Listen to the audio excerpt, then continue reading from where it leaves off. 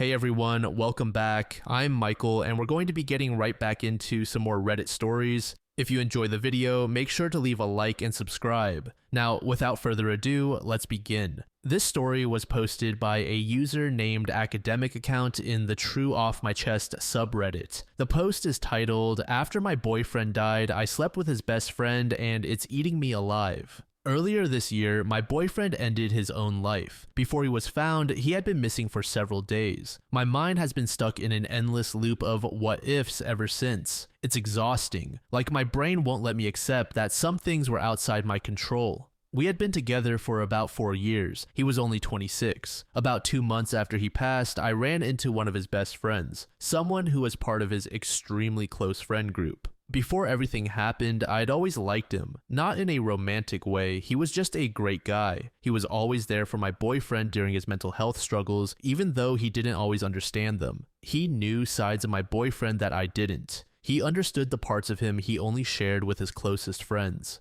Seeing him again after everything hit me hard, it felt grounding, familiar, safe, like being around someone who still carried pieces of the person I lost. We ended up going to a bar to talk. We drank too much, opened up about things we'd never said out loud, cried, and eventually we slept together. I know it came from grief and vulnerability, but the guilt is eating me alive. What scares me even more is the intense pull I feel toward him, not just physically but emotionally. It's like I'm desperate to be close to someone who is as close to my boyfriend as I was, maybe even closer. I know that might be unhealthy. He and my boyfriend had 2 other best friends in their tight-knit group. I keep thinking, what if he told them? They were always protective of my boyfriend. They loved him like a brother. The idea of them finding out makes me sick. I feel like they'd hate me, like they'd think I disrespected his memory or betrayed him. I don't even know if they'd understand how complicated and grief-driven that night was. What if they think something was going on before he died? Even though nothing ever happened between us before, that thought terrifies me. The friend I slept with hasn't mentioned anything since texting me once the next morning. He said he hoped I got home safe and that he was sorry for everything. We haven't talked about what happened since, and now I feel like I've made everything awkward beyond repair. Update. I recently posted about my boyfriend's death and how guilty I felt after his best friend and I slept together a few months after he died. It wasn't something we planned, it happened after an unexpected night of reminiscing and drinking. My boyfriend ended his own life, and somehow that just made me feel even worse about what I did.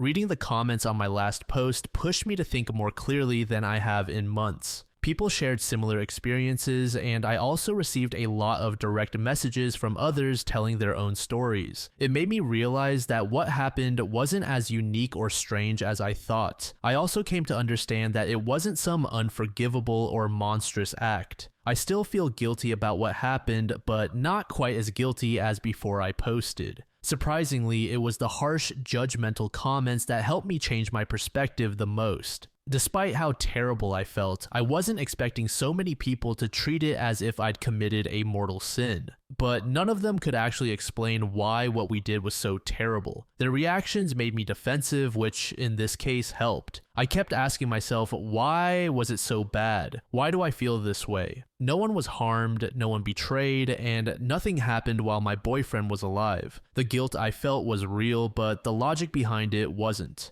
That realization gave me the courage to reach out to his best friend. Sitting in that awkward silence felt pointless, and I didn't want to lose contact with him or my boyfriend's other friends because of this. I texted him just to say hi, and he responded almost immediately. I should have done it sooner. That one simple message was enough to restart the conversation. Eventually, I told him I'd been thinking a lot about what happened between us and that I was sorry for leaving so abruptly and staying silent. I explained that I felt guilty and sad and didn't know how to handle it. He admitted he hadn't reached out because he blamed himself for what happened and assumed I was angry with him or didn't want to talk. We both admitted we're still struggling with what happened to my boyfriend, especially with the holidays approaching. We agreed to meet up the next day, but to stay completely sober this time. He said the night we spent together wasn't meaningless, but he also doesn't fully understand it yet. He said being with me felt comforting and familiar, but the next morning he panicked. He told me he cares about me more than he expected, and that's what scared him.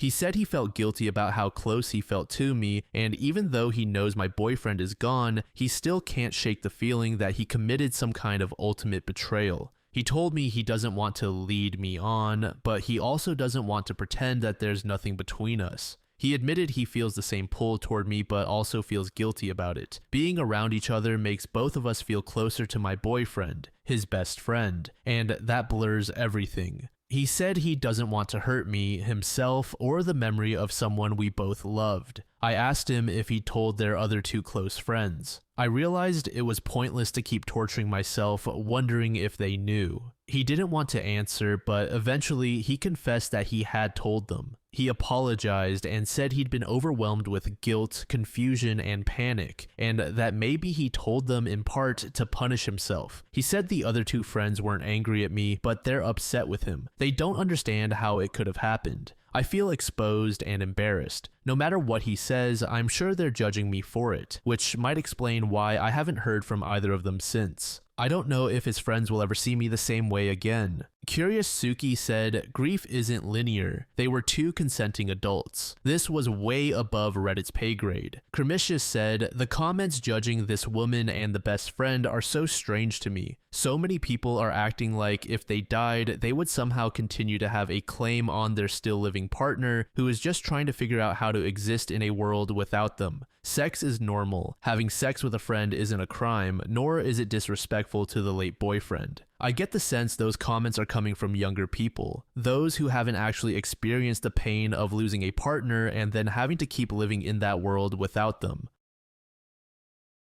This next story was made in the AIO subreddit by a user named laddertutor. The post is titled, I got a creepy Christmas card from my neighbor. This is a Christmas card I got from my neighbor. It's honestly pretty weird and I feel a bit creeped out by it, but maybe I'm overreacting. I don't know this neighbor well at all. We've had very minimal interaction. I know he's married and has 3 young kids, all under 10. I'm sorry it's hard to read. His handwriting is awful. First, the fact that he addressed me as little girl made my skin crawl. Why not use my name? It was right there on the envelope, so he clearly knows it. Second, it seems like he's been watching to see if I've had any men over and decided that since I haven't, I must be lonely. I guess he missed that my girlfriend is often here, or maybe he just assumed she doesn't ease my supposed loneliness. Third, why is he trying to invite me over to his house while his family is gone? And finally, he signed the card as if it were from his whole family, but he was clearly the only one who wrote anything on it, and I seriously doubt his wife approved that message. This is super creepy, right? I feel like I should talk to his wife, but I don't want to cause drama or tension in their family, especially not right before Christmas. I'm also thinking about asking my girlfriend to stay with me for a while so I'm not alone, and so he has no reason to try making me feel less lonely. Please tell me I'm overreacting and that he's just awkwardly trying to be friendly. Update.